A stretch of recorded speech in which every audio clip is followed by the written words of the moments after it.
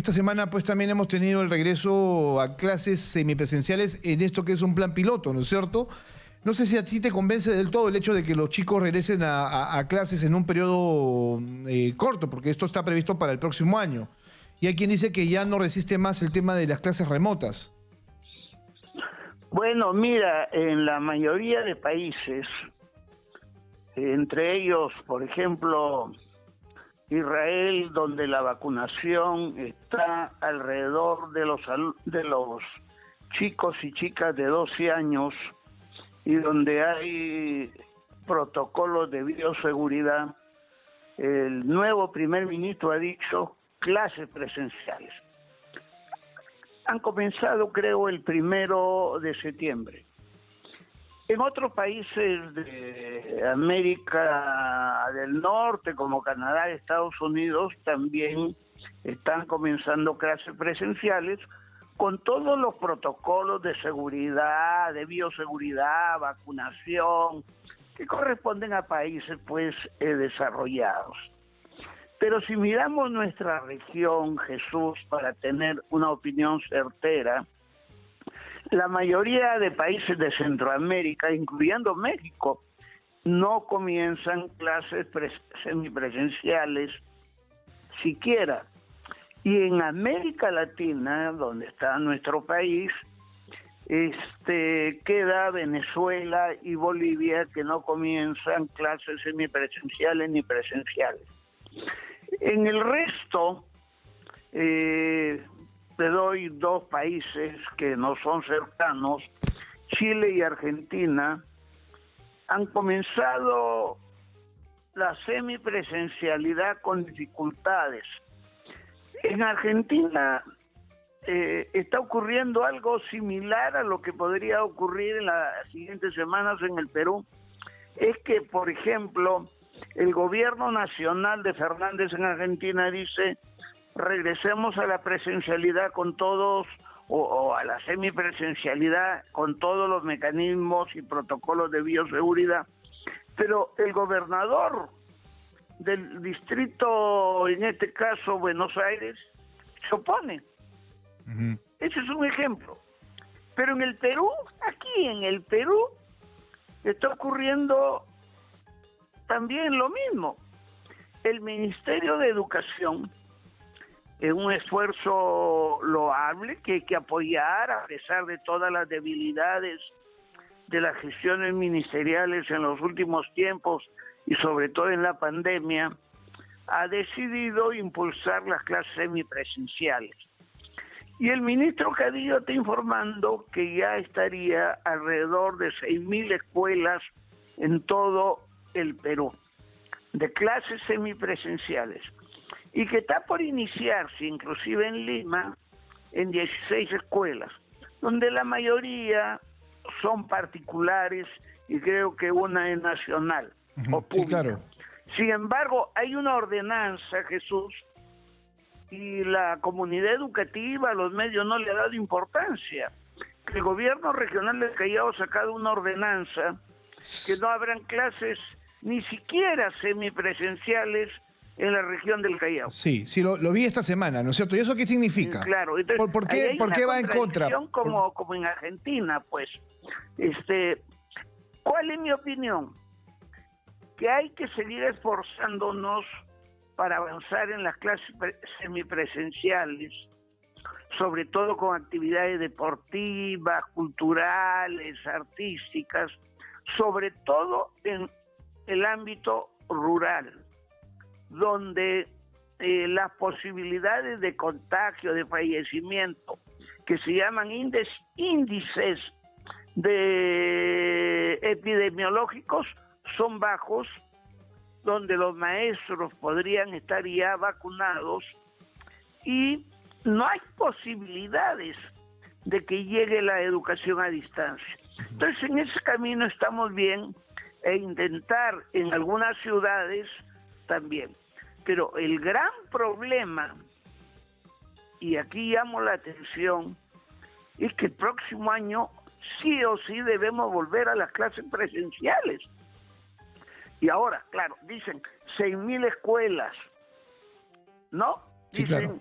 ya tienen clases semipresenciales. Claro, pero estamos hablando de las del ámbito... El informe de la UNICEF pone al Perú como que está muy avanzado y no es así. Claro, pero... Hay 43.000 locales escolares en el ámbito rural y hay alrededor de 55.000, exactamente 53.000 y algo más, de locales escolares, porque en este tema hay que hablar de locales escolares, no de instituciones educativas. Hay 6.000 en el ámbito rural, pero 6.000 sobre 43.000 no llegan ni siquiera al 15%. Y en el Perú hay 53.000 locales escolares que están abandonados, que el gobierno anterior y este gobierno tienen que atender urgentemente con mantenimiento, con pintado, con arreglos de baños, con ver el mobiliario y sobre todo que haya agua, desagüe, conectividad, electricidad, y en los ámbitos rurales por lo menos que hayan silos en buen estado y agua a la cual se le agrega lumbre y en ese sentido, o algunas gotitas de ácido clorhídrico. Claro, una cosa es querer y poder, Idel, ¿no es cierto? Ahora, se quiere, pero no se puede con este escenario que tú estás describiendo. O sea, ¿cómo regresar con escuelas que no tienen la capacidad efectivamente para poder recibir a alumnos en un momento en el cual se necesitan tener ciertas comodidades, ¿no? Pero, Jesús, tú como comunicador social, como líder, entenderás que el Perú no puede darse el lujo de seguir con una educación a distancia, sobre todo en la escuela pública, tan mala como ha ocurrido este año con Aprendo en Casa. El año pasado el ministro Benavides se preocupó y la cosa estuvo mejor, pero este año en el gobierno de Sagasti y ahora en lo que va de este gobierno, la educación a distancia, si no fuera por el esfuerzo de los maestros, de los padres de familia, yo la calificaría como desastrosa. Hay que mejorar la educación a distancia. No sé si tú te acuerdas, pero el año pasado había televisoras privadas, radios regionales. Ahora con la justa lo hace TV Perú y Radio Nacional. Sí, eso es cierto. Si algo... Claro, no hay un compromiso en conjunto para que esto llegue realmente a quienes lo necesitan, ¿no? Hoy la educación es mucho más, tiene muchos mayores problemas, ¿no? Porque ya no se trata solamente de, por ejemplo, tener una carpeta, tener un libro, sino también es acceder a tecnología, ¿no? Que es lo que ya en este momento está haciendo que la brecha sea mucho más ancha, ¿no? Y que exista un mayor nivel de inequidad entre los que pueden y los que no. Meses hay que mejorar la educación a distancia, 1. Y 2, en la emergencia educativa, imagínate un niño de inicial que ya perdió 2 años. Perder otro año es perder 3 años de educación inicial, que es fundamental en el mundo contemporáneo. Entonces los niños de inicial tienen que regresar el próximo año a la escuela, porque la escuela es el ámbito propicio para el desarrollo de la motricidad, del lenguaje, de la socialización, de los vínculos afectivos y el desarrollo de la confianza, la autonomía, la iniciativa. ¿Tú sabes lo que significaría para una generación de niños perder 3 años de educación inicial? Ese lujo no podemos darnos. No, sí, claro. El gobierno tiene que trabajar ya para que el próximo año vuelva la educación inicial presencial. Claro, no es que también no es lo que la educación primaria, secundaria y de manera mixta la educación superior. Lo que pasa es que Idel, ya ni siquiera es que lo deberíamos asumir como un posible, es un problema que ya se está dando y que va a ser bastante difícil de resolverlo. No lo digo yo, lo dice el Banco Mundial a través de sus informes respecto a la inequidad de la educación en América Latina, y uno de los países que tiene este tipo de problemas que podría no superarlo en el corto plazo justamente es el Perú. Claro, pero mira, yo te digo, yo he estado en el Ministerio de Educación. Para el tema de los 53.000 locales escolares, que es lo que más preocupa. Y la vacunación, vamos bien.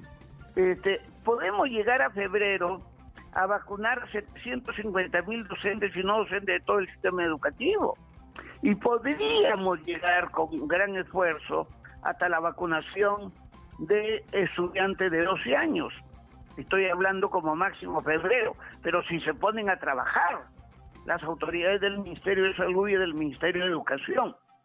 Pero hay que recurrir a los gobernadores regionales, a los alcaldes de los municipios provinciales y distritales.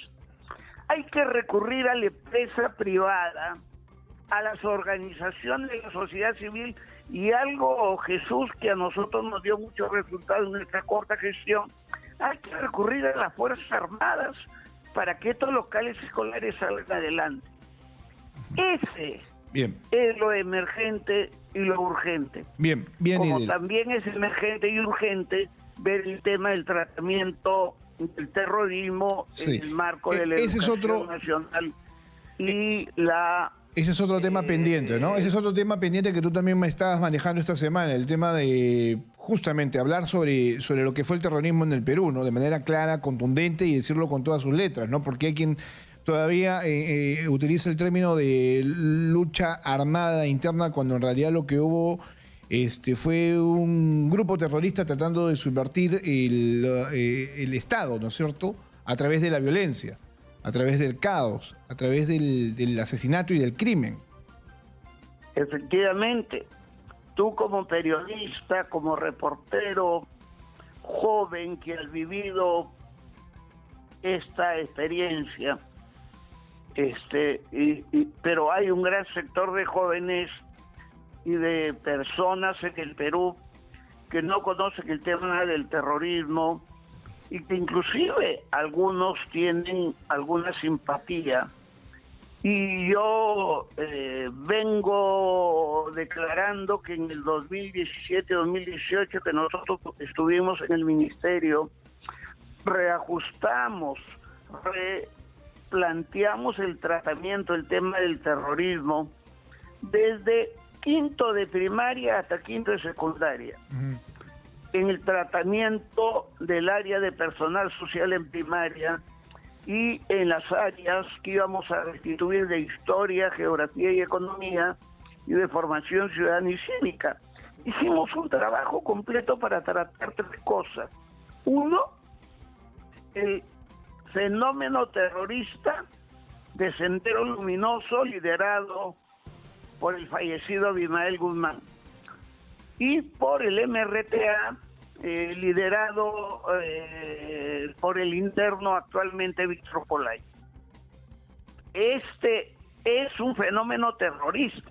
Así lo planteamos en el currículo que queríamos sacar adelante y que estaba ya casi listo. Bueno, ahora, pero también incluíamos que había que reconocer en la educación la lucha antiterrorista de las Fuerzas Armadas, de la Policía Nacional, de alcaldes, dirigentes políticos, líderes sociales, Idil, rondas de autodefensa que participaron en la lucha antiterrorista. sí. Pero también Idil, dejar de mencionar que hubieron lamentablemente algunos atentados contra los derechos humanos de parte de algunos malos militares y policías, para que los alumnos tengan una versión completa, pero insistiendo que aquí en Perú había ocurrido un fenómeno terrorista, criminal, así y es. que no debería volverse a repetir. Bien. Pero quiero